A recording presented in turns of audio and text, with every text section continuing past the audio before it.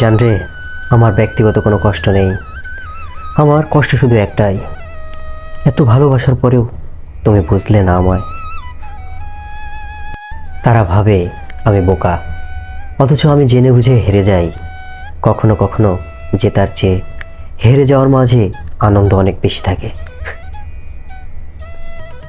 সহ্য করতে করতে ধৈর্য হারিয়ে ফেলেছি, তবুও মনকে বুঝাই আজ না হয় কাল সব কিছু ঠিক হয়ে যাবে। আমার একমাত্র মানসিক শান্তি হচ্ছে তুমি। কাউকে সামান্য পরিমাণ দুঃখ দিলে ওই দুঃখের সম্পূর্ণ ভাগ আল্লাহ তোমাকে ফেরত দেবেন, আজ হোক বা কাল।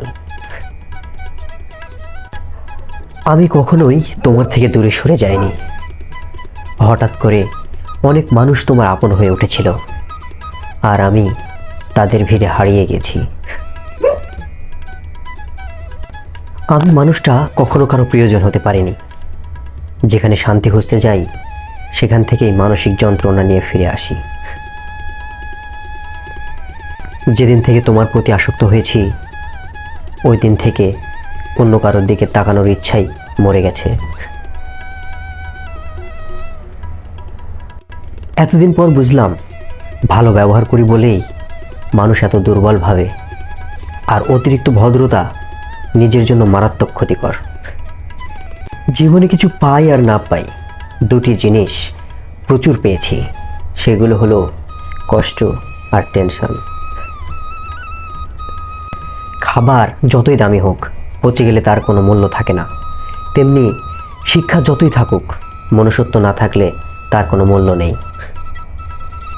গাছের কাঁটার চেয়ে মাছের কাঁটা বেশি মারাত্মক, ঠিক তেমনি বাহিরের মানুষের চেয়ে নিজের মানুষ বেশি বিপজ্জনক। এটাই বাস্তব।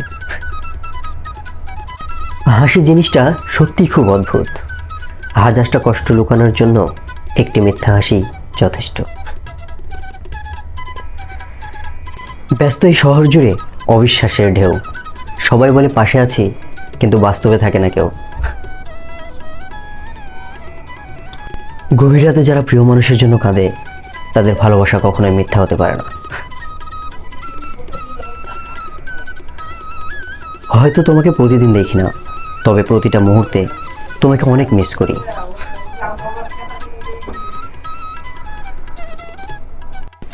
এই স্বার্থপর সমাজে ভালো থাকতে চাইলে ভালোবাসতে নয়, পাক্কা অভিনয় জানতে হয়।